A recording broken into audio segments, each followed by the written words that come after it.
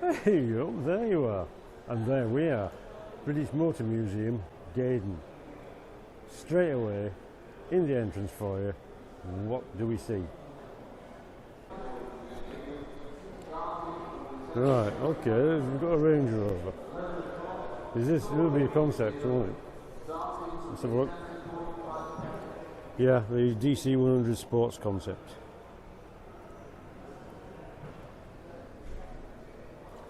Well, I'll tell you what, they should have made these.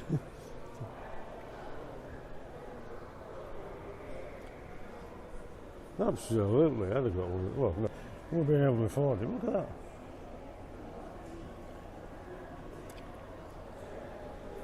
That'd have been cool.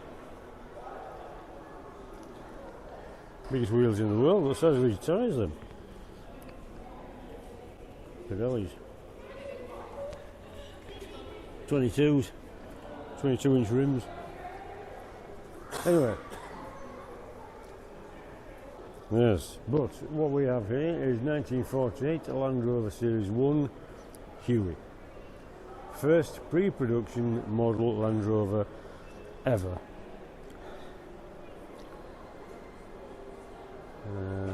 Yep, so the 4-cylinder 1600 engine. This is Huey. This is where it all started. We're driving a Discovery because this is where Land Rover started.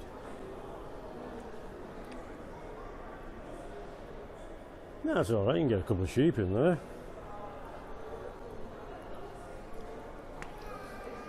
And that's dear old Huey.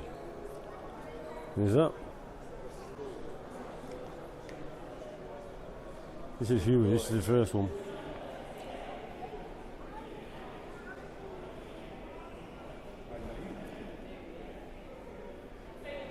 No, you don't often see one of these, do you?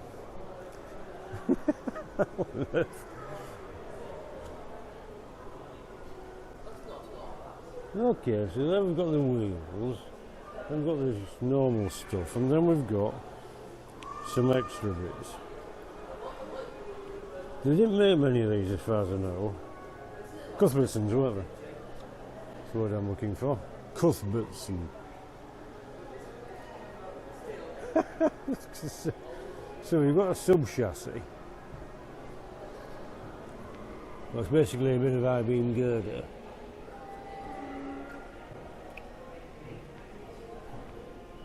And then we fasten the bottom to that. Right. Well, that's pretty cool. I wonder how long the track stayed on.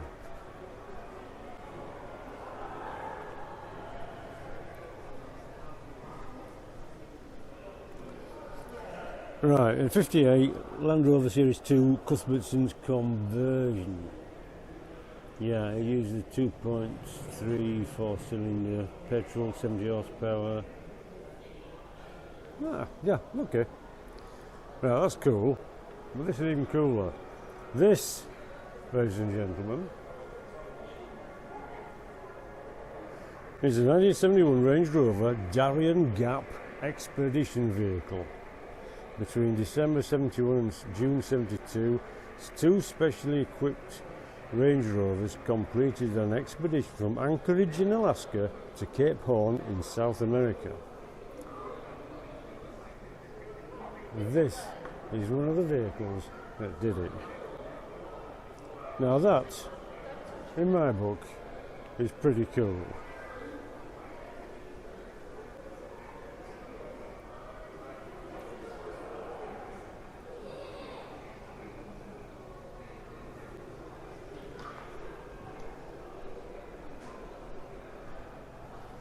Yeah, so that's when we did stuff like mad stuff like that. I think we're okay. And look back and think, flipping it.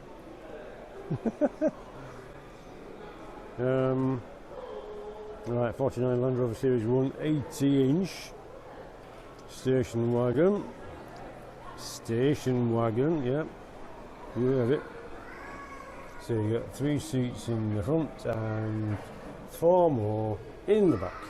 The Land Rover's capacity for driving virtually anywhere. A capacity which reveals its value again and again. The plant is operated from the front of the Land Rover's engine and has an output of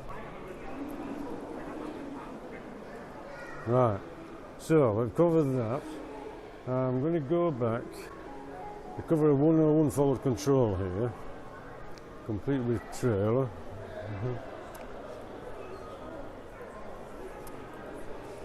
Right, 75 Land Rover 101 for military forward control. Yeah, they needed one to tow stuff. This is a 3.5 V8. There's this one.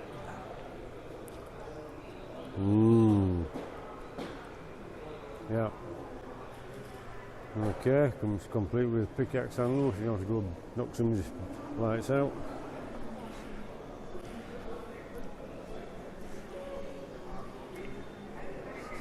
Right, the Range Rover Stormer concept, 2004.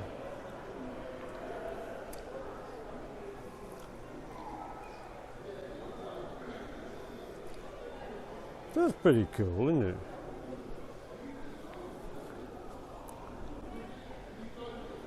Right, no door handles. Room for 4 and luggage.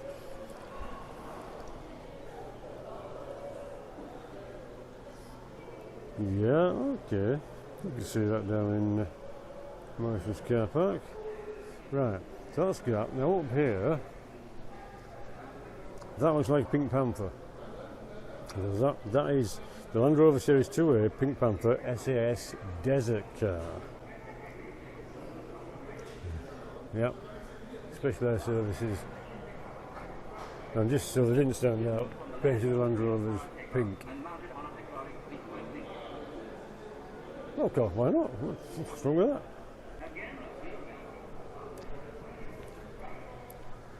If you have a big gun, you can paint it any colour you like. Marvellous. Right, okay. What's next? The 1969 Range Rover, first of the line. Although it was not launched until 1970, 3 were built in December 69. These Range Rover featuring the original publicity material for the model. Multi-purpose vehicle is this? Is that what this is? The Range Rover. Well, as now, it's a Range Rover Classic, but then it was a step change.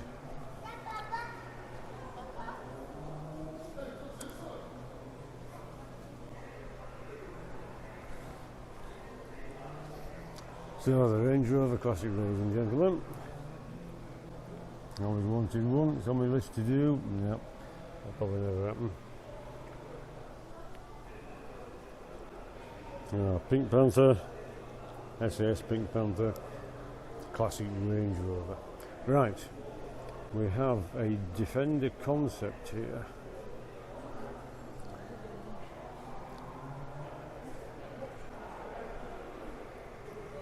Okay, that looks alright. We've got some 1999 Land Rover SVX concept.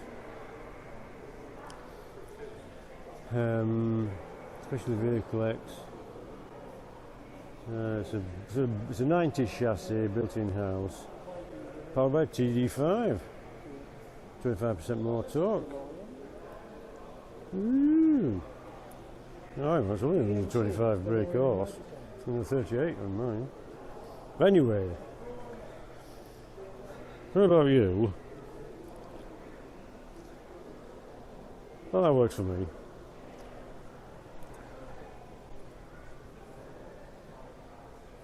Yeah.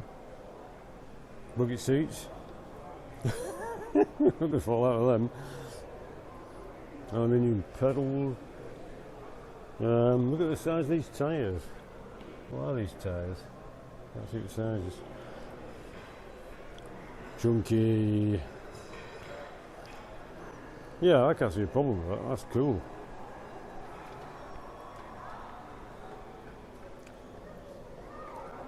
Right.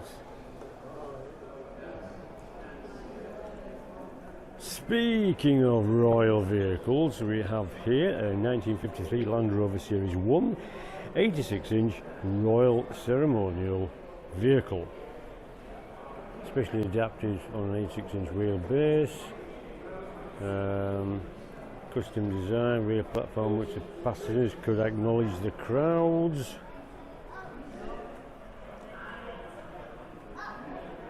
There you go, look.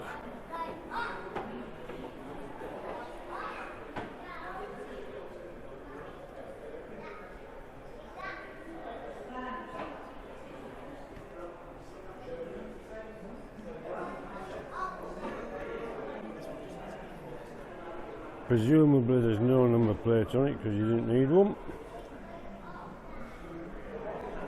There's a little dinky one model there for the kids. Yeah, no plate on it. Because when you're on the road, you don't need a plate. No, it's a Flagstaff for the Union Jack. Brilliant. Right, that. You could be forgiven for thinking this is another Skyfall Land Rover, but no, it's a section station wagon, 1990.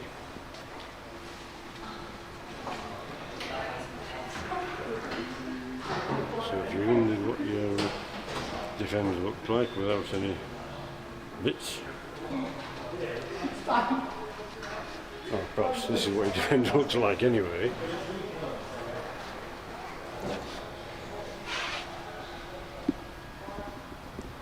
And here you are.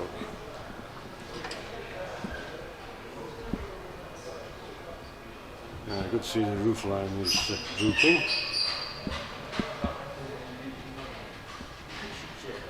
Okay, so coils, shocks. Yeah, stop the back axle drifting about. Make sure you can't get to the tank, get to the pump. I wonder if that's a VDO Siemens pump. Do you think they'll miss it? Probably, yeah. Well, it's petrol, isn't it, this one? Not as high intensity.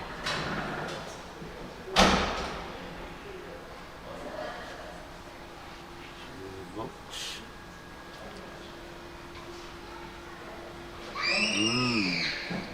Lots of bits.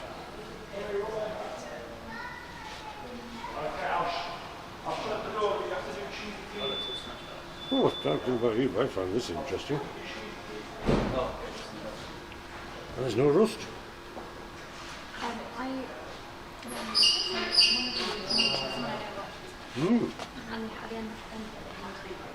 It's got a V8.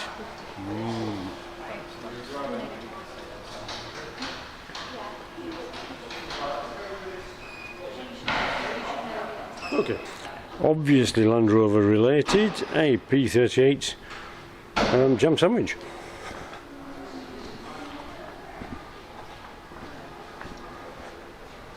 Strathclyde Police, okay, the new, they'll be coming to get you.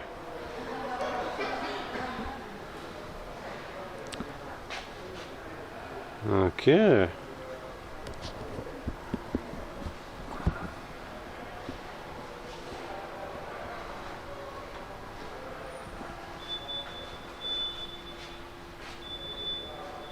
Plenty of room to put your cones in the back of that. What I didn't realise was this is an armed response vehicle. It's actually bulletproof glass. 180 protection bulletproof glass. Woo!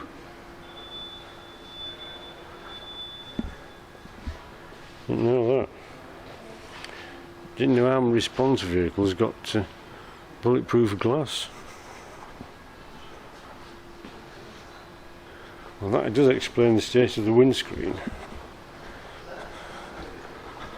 somewhat.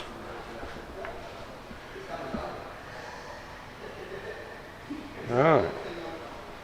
Hey, you live and learn, eh? Okay, I just came across this, the 1 millionth discovery. Right. The 1 millionth discovery.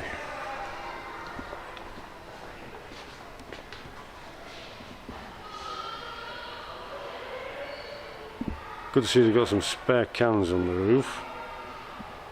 Discovery 4 HSE. I presume it's a V8.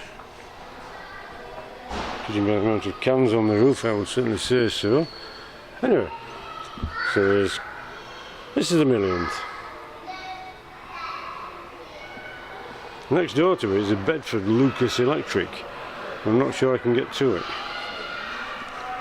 Because this is the storage selection, is this? Where stuff is stored rather than exhibited. So I'm not sure. We'll see what the problem is here. I've had too many pies. I don't want to scratch anything with my bag, so I'm going to leave that. Shake head, walk away. But what have we got here? We've got a Disco 2 V8. Oh yes. And it's in the colours of the G4 Challenge. Feast your eyes on that baby. Okay, yep. That's a really stonking roof rack. No, that's what we call a reversing light, look. A ladder bar. Notice it hasn't got the protectors on the rear lenses. Plus I didn't care, because who reverses anyway? Some nice spots on the top, look. Yeah, G4 Challenge. I think it's the G4 Challenge, it never was it? But who cares? Oh, stonking, look at winch. That'll be a worn. Don't know what it's rated to. Can't see.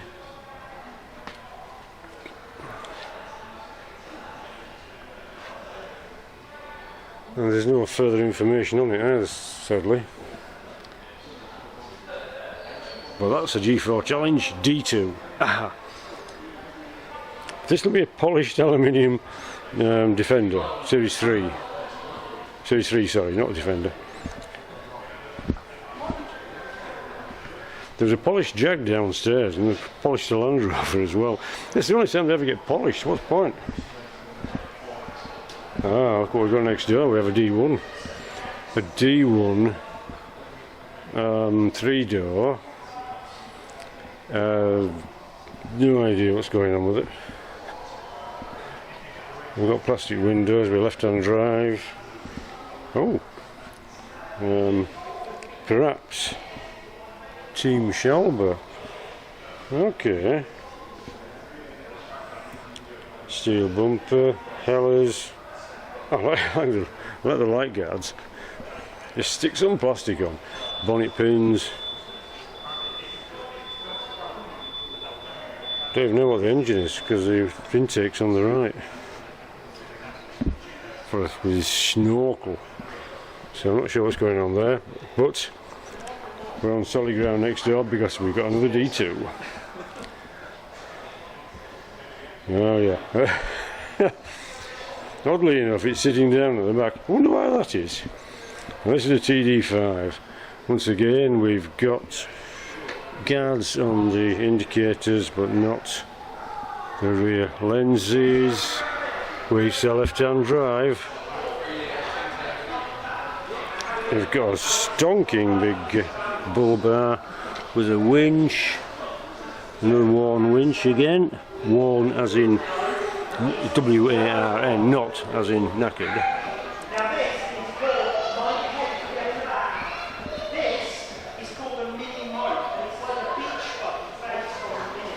I have to say, it looks really quite good.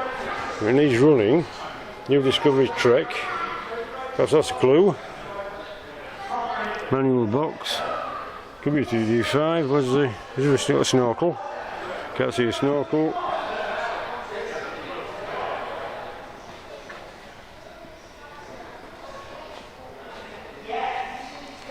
Right, so that's that one. We have a Defender next to that. A very rounded Defender. Not quite your standard light. Thing is, with these in storage, there's no details. The others have cards on, say what's what. So I don't know what's going on, but they've got Frenched in side lights, smooth front. We've got a winch. That's sign of a snorkel. It looks very rounded. It looks, well, it's a prototype. Right, anyway, in front of that there's a classic. No, actually, there's a Freelander in front of the Disco. Freelander 1. Then we've got a classic Range Rover, Vogue SE on an N. So you get headrests. Oh, that's a lovely paint job on that. Yeah, it's got the Vogue, because it's got the enlarged bumper. There's in fact, there's a couple of Freelanders. There's one there, next to it, behind another Defender. V8 Defender. Ah, right. Okay, where was I? 97 Land Rover LC V2/3 lightweight concept vehicle. So that orange one is indeed a lightweight concept vehicle. So we're right there. Followed by a 96 Range Rover Classic, the last classic Range Rover. This vehicle is 26 of the special 25th anniversary models. Ooh, this last Range Rover was driven off the line at Solihull by TV personality Noel Edmonds and Mr. Blobby, hopefully.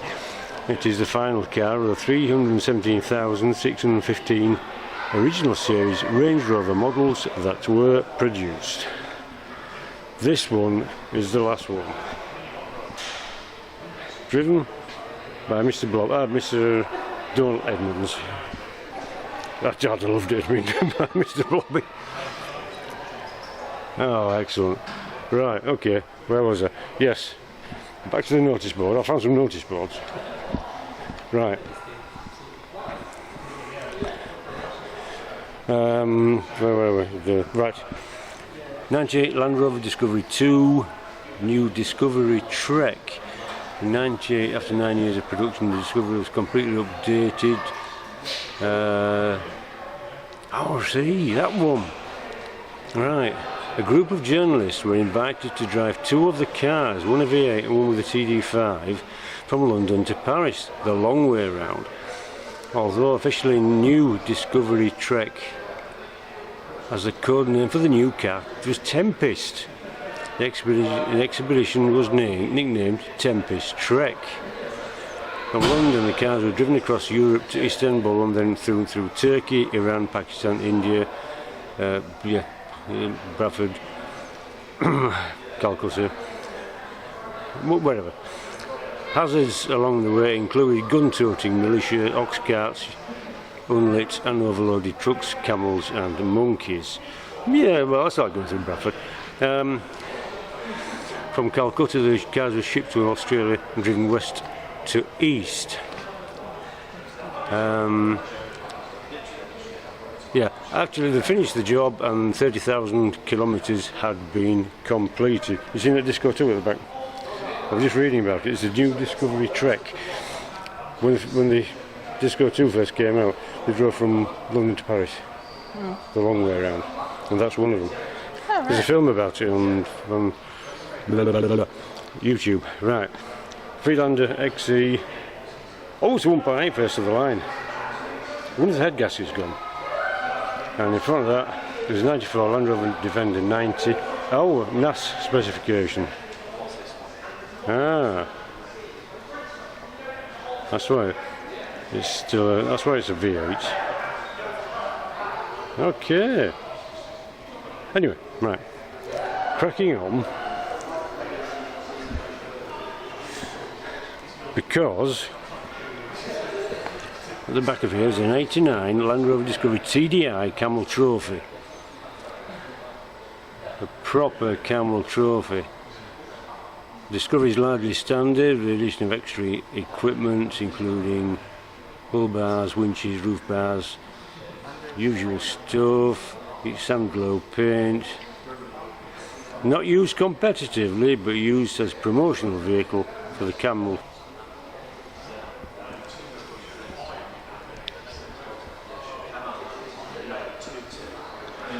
Uh-huh.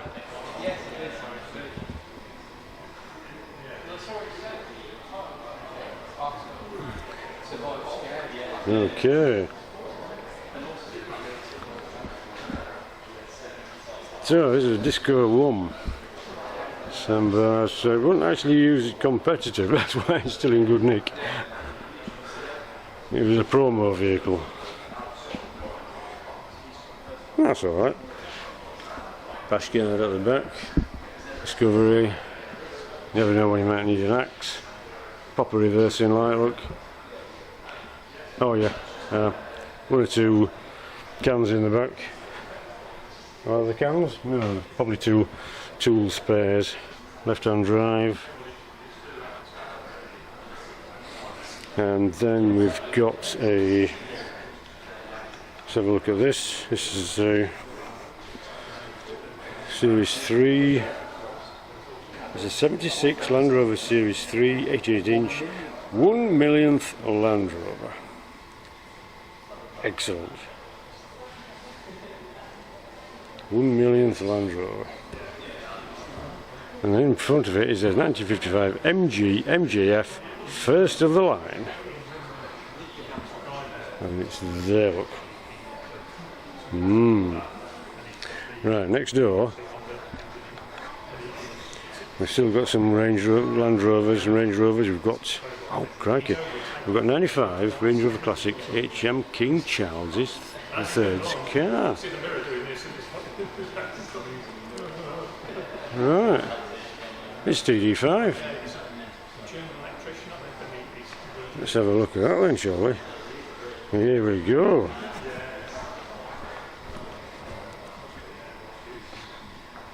That'll be a Vogue SC, no doubt. That keeps it in rather good nick. Do you think he polished it every day? There's no rust at all.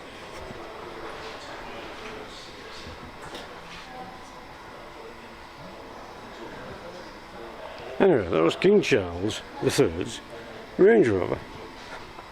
Because when you're king, you have a Range Rover. And why not? Behind it is a 94 Range Rover Vogue LSE, the late HM the Queen Mother's car. He's got a V8 in this one. And then there's the XJ13. Queen Mum's car. Yep. I do like a nice big step. Yeah, we've still got the Montego Marina door handles. We've got a lovely big step. I think it might need running to pump up that suspension. But apart from that, tail bar, got a really tidy rear door. That's not at all rotted. Yeah, right.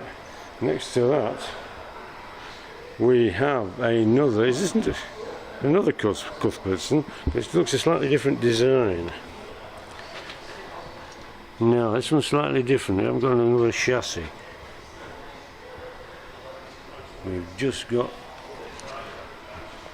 big cuddly wheels. Tracks. I think if Lara Croft should have had one of these. Look at the size of that winch.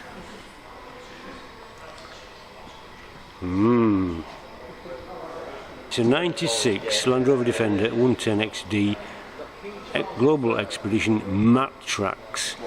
This is one of 7 vehicles specifically prepared for the 97-98 Global Expedition that was to be led by the explorer Sir Ranulph Fiennes. Based on Defender XDs, the special heavy-duty military derivative that had been developed for a British MOD contract.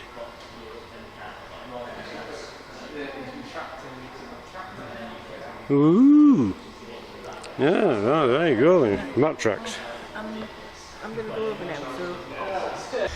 Right, and the next wing is a 89 Land Rover Discovery, first of line. Rest of line. Series 2 being introduced in 98, Series 3 in 2004, finally Discovery 4 in 2009.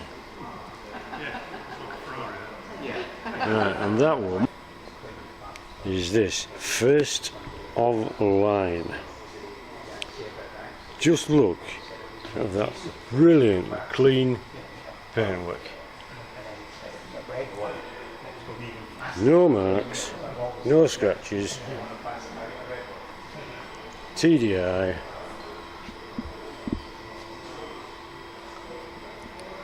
Yeah, total joy. We've got the marks on. There's actually a model, Oxford die-cast model you can buy of this with exactly the same markings on. And the stand now where there's a model dedicated to this car, because it's the first one. Right. Washer seems, is that a washer? Seems to be a bit of an add-on. There's a bit added on. First of line Disco 1, made in 98. Sorry, 89.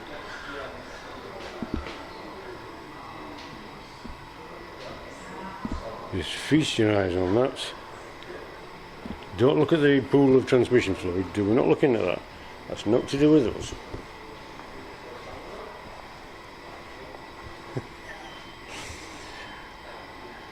Beautiful. Just imagine, first of line, first ever.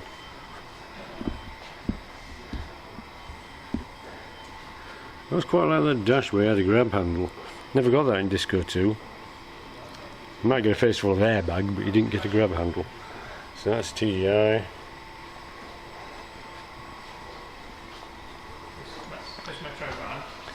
And there it is. I have an 87 Land Rover 1940th anniversary model. The 110 succeeded the Series 3 Land Rovers in 83, 84, and so it was significantly different from their forebears. Lengthened chassis, coil spring suspension, 5-speed synchro mesh. Okay, so this is 40th anniversary model. There we go, look. 40th anniversary.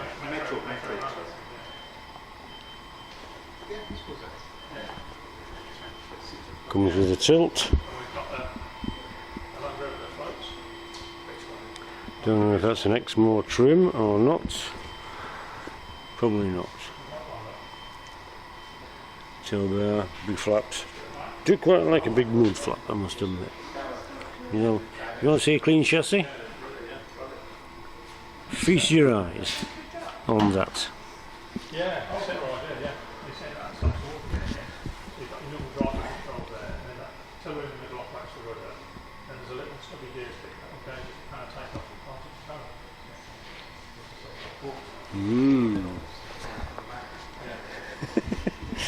Oh, don't you wish.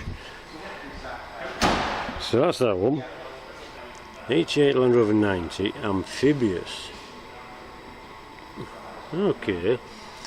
Submersible vehicle based on a Defender chassis fitted with 2.5 litre diesel engine. It's not immediately obvious that this is an unusual vehicle, save for the discrete propeller and rudder at the back. Now, built also to celebrate the 40th. The vehicle was successfully tested on fresh and sea-water. So we have an amphibious vehicle. There's one way to tell. Starboard. Port. How cool is that? Honestly. Right, apart from we've got a snorkel through the bonnet. Conversion by Spec Ops. Right, and here, so that driven, how's that driven? Yeah, you can move more around. Yeah, there's a vehicle lift at the end there, and with a little stringer, it picks up 2 wheels and you can steer it around. Right, yeah. because we dry store these for safety, but there's no fuel or batteries in them. So there's no way you're going to have leaking door seals on one of these. Yeah, like you say, though, it's a bit of a Chinese puzzle when you've got to sort of move one car to get through another. And, That's good, it's not a one-way job, right? This is how close they are. no, So we should have a white light to the rear. Back a bit, stop. I know it's We've still got the green Get them really close to this. and red. Red is left Got the front wheels, you see, and then or port, green is starboard or right. The easiest way to remember is the fact that red, port and left are all short words. Green, starboard and right are all long words. That's how I remember anyway. So that is an amphibious vehicle. ruin so many cars. Yeah. So we just dry store them. I tell you what, you live and learn. Now we've got an 86 Land Rover Series 3 109 station wagon, last of the line. Series 3 and introduced 71 was mechanically similar to the 2A, but featured an all-new synchromesh gearbox. There was also a new front grille, full width fascia body style, and a move towards greater comfort interior furnishings. Good. There's no wrong with a bit of interior comfort. There she is, last of the line. Complete with safari roof.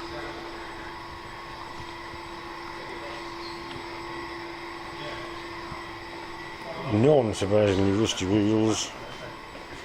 Back step. Yeah, I saw one.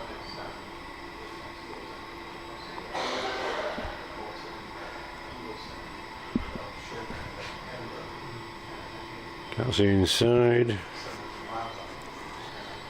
Ooh, white back high intensity rear lights. Yeah. That's an add-on. Left-hand driving notice. Yeah. There are still cars out there sometimes, but people have a car and they drive it for a bit, and I like this, and they just kind of put it away and it gets forgotten, and then, they reappear later. Yeah, yeah. As long as it's kept in good driving conditions. Well, it must have been used some because there's some rust on that wheel.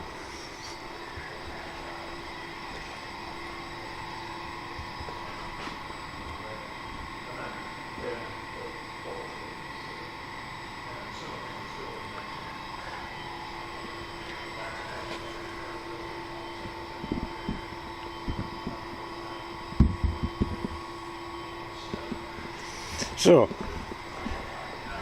and that's that. 83 Series 3 half-ton military lightweight. Have to be that right.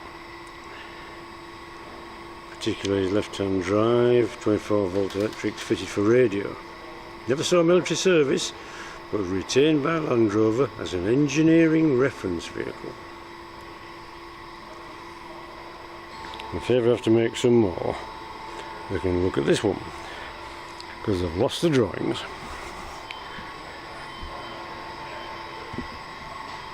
Fitted for radio. I'm not sure if you can see that because there's far too much glare. Whatever.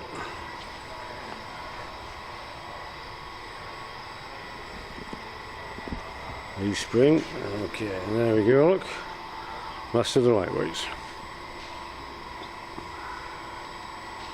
Half-ton military lightweight.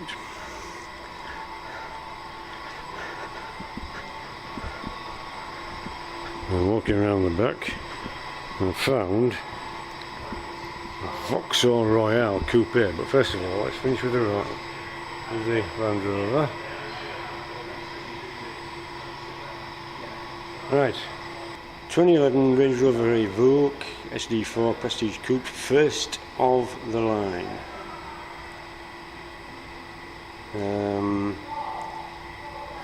When Land Rover unveiled the LRX concept in 2008, it was an eye-catching cross coupe. Yeah,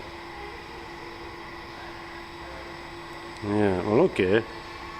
We ended up with the Evoque. which to my mind, well, I can see it appealing to a younger audience. It's less boxy looks and it's cap on backwards, which seems to be the thing at the time. Okay, I get it.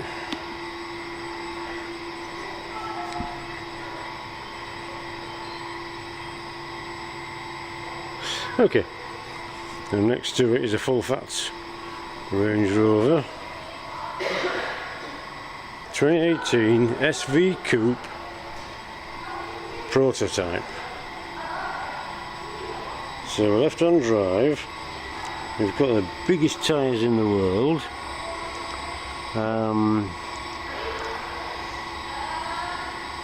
22-inch rims.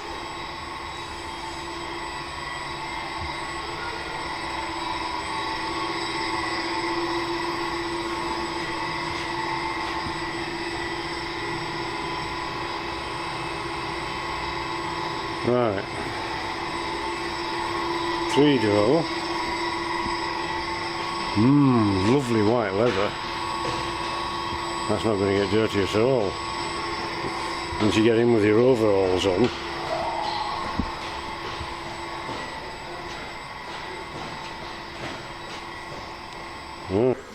Right, for the coming apocalypse you're going to need a 1967 Land Rover Series 2A Shortland armoured car. Built on a 109-inch Series 2A chassis, armoured body constructed by Short Brothers Northern Ireland. Shortland was derived from the names of the two companies involved. And it's on a Q plate.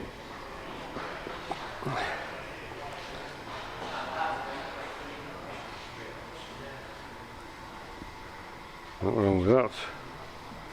You never know when you might need an armoured car.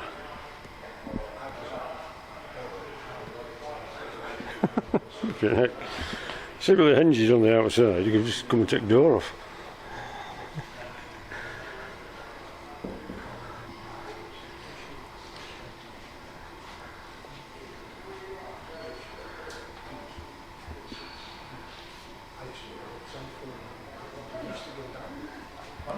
Although the wheels weren't protected.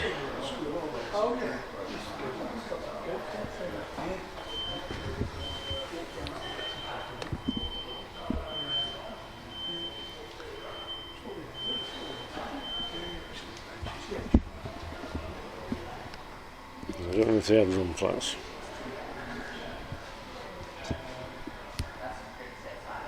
And that. Oh, hang on, we've got something over there, look. Right, we've got a 97 Land Rover Freelander 50/50 Challenge. Part of Land Rover's 50th anniversary celebrations, a team of 30 volunteers embarked on a mammoth 20,000 mile journey, starting in the UK, finishing in South Africa. And here it is, in a Freelander, with a roof box and stickers.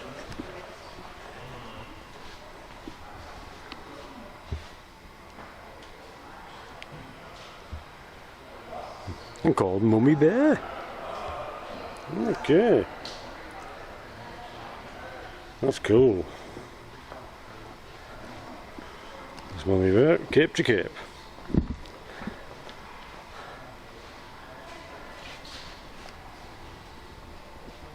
Right, 97 Land Rover Freelander 1.8 EXI, first of line.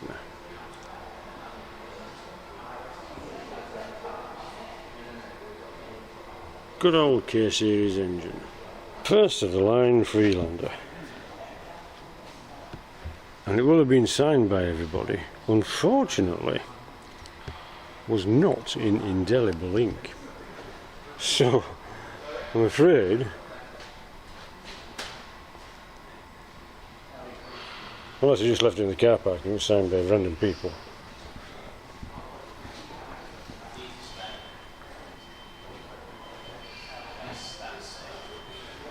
We'll never know.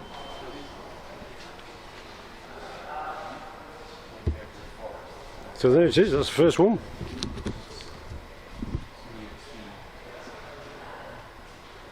And last but not least, 1962 Land Rover 112 forward control Buttercup.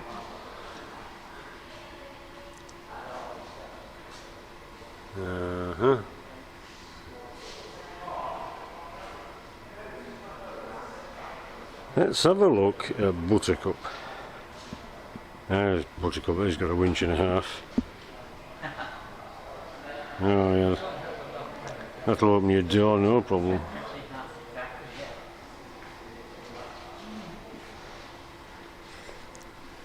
Sporting a grand set of bumpers.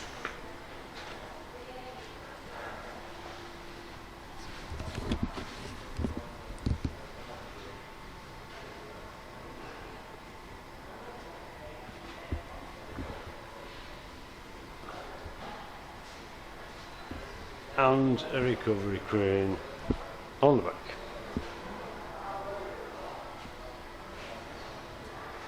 Should imagine it'd been perfect, this kind of job. An extra winch. Looks like a manual winch though.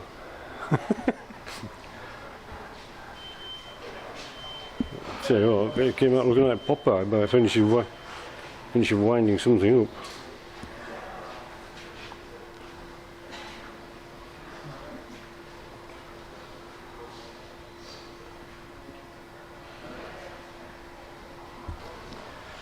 Um, 94 Land Rover Defender 19 North American spec is this one.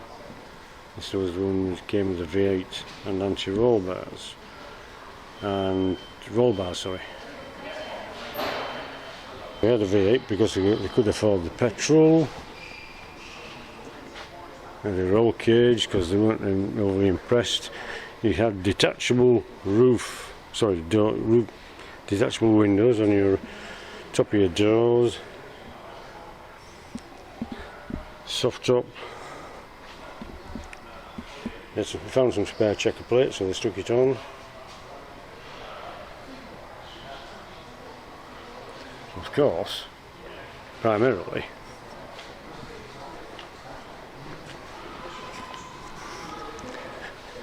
it's in left-hand drive.